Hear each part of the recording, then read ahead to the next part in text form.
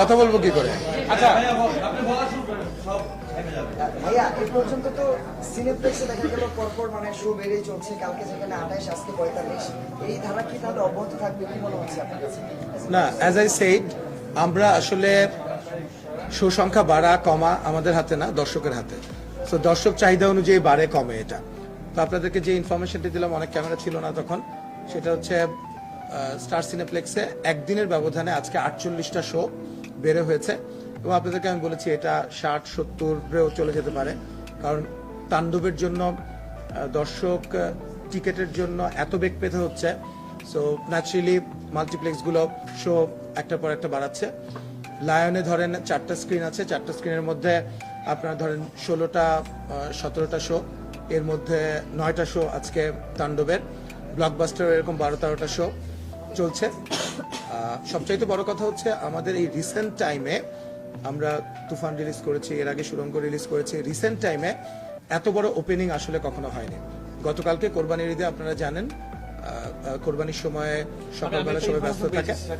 সেটা হলো যে আমি সকালবেলা ডিস্ট্রিবিউটর যে আমাদের যিনি আছেন তাকে ফোন করেছিলাম, মাস্টার সাহেবকে।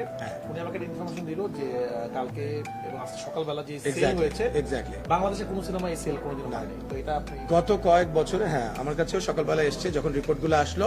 আপনার সব সিঙ্গেল স্ক্রিন মিলিয়ে 133টা হলে যে আছে, আপনি সব মিলিয়ে যদি বলেন, এটা গত 20 বছরের ইতিহাসে এত বড় সেল প্রথম দিন, কোরবানির ঈদের দিন, সিঙ্গেল স্ক্রিন এবং মাল্টিপ্লেক্স মিলিয়ে এটাই প্রথম।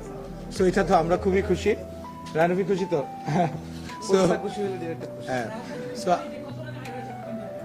আচ্ছা, এই কত টাকা আয় হয়েছে, এটা এই প্রশ্নের উত্তর আমরা এর আগেও এই প্রশ্ন আমরা পেয়েছি আপনাদের কাছ থেকে। উত্তরটা একই উত্তর, যে আমরা ইনস্ট্যান্টলি এটা বলতে পারি না, যেহেতু বাংলাদেশে ই টিকেটিং সিস্টেম নাই। এটা ইট টেক্স লিটল টাইম আমাদের এই রিপোর্টগুলো আসতে, তারপরে এগুলোকে অ্যাকুমুলেট করে তারপর আমরা আসলে রিপোর্টটা বলতে পারি। সো এবার দেখবেন যে আমাদের মাল্টিপ্লেক্সগুলোর সঙ্গে একটা আলোচনার মাধ্যমে আমরা একটা ন্যায্যতার জায়গায় এসেছি, এবং আমার মনে হয় যে অনেক প্রডিউসারই ইন্টারেস্টেড হবে সিনেমা বানাতে। সেই একইভাবে সিঙ্গেল স্ক্রিনগুলোর যে প্রদর্শকরা আছেন তাদেরকেও ধন্যবাদ, মাল্টিপ্লেক্সের প্রদর্শক যারা আছেন তাদেরকেও ধন্যবাদ।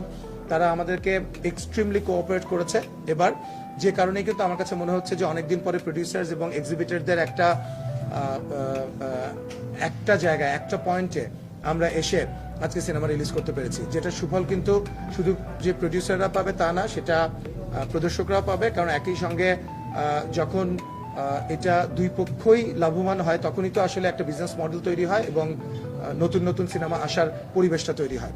আর রাফি যেটা বললো সিঙ্গেল স্ক্রিনগুলা, তখন অনেক ক্যামেরা ছিল না। আমি আরেকবার একটু মেনশন করতে চাই, প্রত্যেকবারই যেটা হয় যে অপোজিশন হলগুলো কিছু আমাদেরকে ছেড়ে দিতে হয়। এইবার আসলে অপোজিশন যারাই এসছে তাদের এক কথা, তাণ্ডব ছাড়া আমরা কোনো কিছুই চালাতে চাই না। তারপরে আমাদের 4-5টা হল ছাড়তে হয়েছে। 133টা হল নিয়ে এটা সর্ববৃহৎ রিলিজ রিসেন্ট টাইমের মধ্যে। আপনারাও জানেন, আপনাদের কাছেও ইনফরমেশন আছে, প্রায় 140টা হলের মধ্যে 133টাই আমরা। এবং প্রত্যেকটা জায়গায়, আমি এক্সাম্পল দিই, গাজীপুরে 4টা স্টেশনেই তাণ্ডব চলছে। খুলনাতে সবচেয়ে বড় 2টা স্টেশন, আপনার শঙ্খ, লিবার্টি, সেখানে চলছে। আপনার বগুড়াতে বগুড়ার মধুবনে যদি চলে তাহলে কিন্তু সোনিয়াতে চলে না। এখন তাণ্ডব মধুবনে চলছে, সোনিয়াতে চলছে।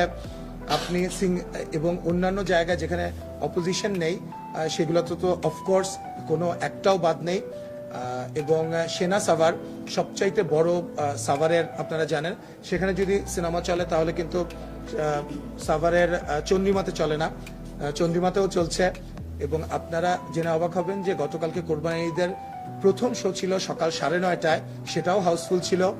তো এটা একটা ট্রিমেন্ডাস রেসপন্স এবার আমার কাছে মনে হয় যে গত কয়েক মাস ধরে যে আমাদের পরিশ্রম সবার, সেটা সার্থক হতে যাচ্ছে আর কি। এবং কালকে কয়েকটা হলে কিন্তু নাইট শো চলেছে, লেট নাইট শোতে, এবং প্রথম দিনই লেট নাইট শো চালু হয়ে গেছে। তো এটা সামনে আরো শুরু হবে।